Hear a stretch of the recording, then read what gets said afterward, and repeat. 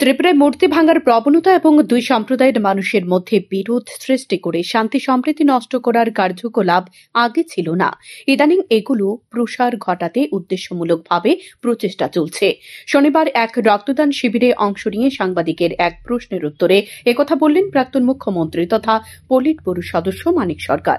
তিনি বলেন, যারা মূর্তি ভাঙছে তাদের বিরুদ্ধে দ্রুত আইনি ব্যবস্থা নিয়ে পরিস্থিতি খুব সহজে নিয়ন্ত্রণে আনা যায়। তাই মূর্তি ভাঙা নিয়ে সরকারকে শুধু বললে হবে না, সরকারকে কার্যকরী ভূমিকা গ্রহণ করতে হবে। তবে গত কয়েক মাসে লক্ষ্য করা গেছে রাজনৈতিক শক্তির দিক থেকে মানুষের মধ্যে বিভাজন তৈরি করার চেষ্টা চলছে। এতে মানুষের মধ্যে ঝগড়াঝাঁটি বাড়ছে। কিন্তু এই বিভাজনগুলি তৈরি করার চেষ্টার মূল কারণ হল কর্মসংস্থানের অভাব। জিনিসের দাম বাড়ছে আর টাকার দাম কমছে, ফলে মানুষের আয় কমছে, ক্রয় করার ক্ষমতা নেই। তাই এগুলো নিয়ে কেউ যাতে আওয়াজ তুলতে না পারে তার জন্য মানুষকে ভিন্ন পথে ধাবিত করতে একটা অংশ এগুলো করার চেষ্টা করছে। অপরদিকে জাতি জনজাতিদের মধ্যেও বিভাজন তৈরি করার চেষ্টা চলছে। এটা সামন্ত শাসন থেকে শুরু হয়েছে।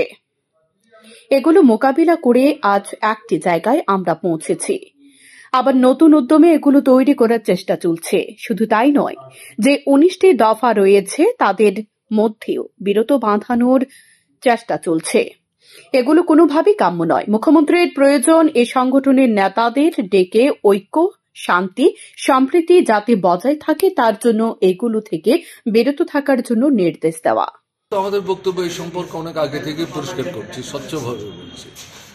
মুখ্যমন্ত্রী যেটা বলেছেন যে কিছু সংখ্যক লোক এটা করছেন এবং এটা হওয়া উচিত না, মুখ্যমন্ত্রীর এই বক্তব্য তো নিশ্চয়ই গঠনমূলক।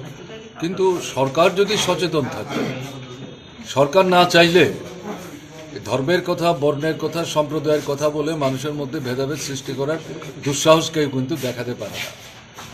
যদি সরকারের অসতর্ক মুহূর্তে কোনো জায়গায় এরকম ঘটনা কেউ সংঘটিত করার চেষ্টাও করে, সরকার যদি দৃঢ়ভাবে যারা এগুলো করার চেষ্টা করছেন সেখানে তাদের বিরুদ্ধে ব্যবস্থা গ্রহণ করেন, আইনি ব্যবস্থা গ্রহণ করেন, এটাকে খুব বেশি সময় না নিয়ে অল্প সময়ের মধ্যে কিন্তু একটা জায়গায় নিয়ন্ত্রণের মধ্যে আনা যায়।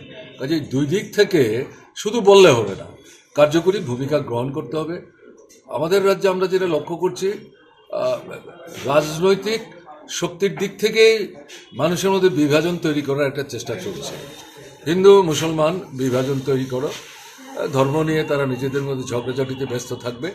জিনিসের দাম বাড়ছে, টাকার দাম কমছে, মুদ্রাস্ফীতি হচ্ছে, রোজগার নাই, আয় নাই, কেনবার ক্ষমতা নাই, বাজারে যেতে পারছে না, চাহিদা কমছে, ব্যবসা বাণিজ্য সেখানে মার খাচ্ছে, নতুনদের কাজের ব্যবস্থা হচ্ছে না। এই যে ভাবনাগুলো, এই ভাবনা থেকে মানুষকে ভিন্ন পথে ধাবিত করার উদ্দেশ্য নিয়ে একটা অংশ এটা করার চেষ্টা করছে আমরা দেখছি। আরেকটা হচ্ছে আমরা দেখছি উপজাতি অনুপজাতিদের মধ্যে বিভাজন তৈরি করার একটা চেষ্টা চলছে। এটা সামন্ত শাসন থেকেই শুরু হয়েছে। মোকাবেলা করে করে করে করে আজকে আমরা একটা জায়গায় এসেছি, আবার নতুন উদ্যমে এটা করার চেষ্টা চলছে। উপজাতিদের মধ্যে মানে এখানে 18টা 19টা দফা আছে, তাদের মধ্যে বিরোধ বাঁধাবার চেষ্টা এবং সামগ্রিকভাবে উপজাতি অনুপজাতি বিশেষ করে বাঙালি উভয়ের মধ্যে বিরোধ বাঁধাবার চেষ্টা হচ্ছে। এটা কোনো মতেই কাম্য না। কাজে এগুলো কারা করছে, কোন সংগঠন করছে, এগুলো তো সরকার জানে, মুখ্যমন্ত্রী জানেন, জানবেন না কেন? কাজে দরকার হলে তাদের ডাকুন। উল্লেখ্য, গত কয়েক মাসে লক্ষ্য করা গেছে গন্ডাছড়া, রানীবাজার, কদমতলা, পানিসাগর এবং সম্প্রতি সোনামুড়াতেও দু অংশের মানুষের মধ্যে বিরোধ ঘটেছে। এগুলো নিয়ে পরিস্থিতি উত্তপ্ত হচ্ছে। পরিস্থিতি যাতে নিয়ন্ত্রণে রাখা যায় তার জন্য ব্যবস্থা নিতে প্রাক্তন মুখ্যমন্ত্রী এর দাবি বর্তমান মুখ্যমন্ত্রীর কাছে। শান্তন টিভি।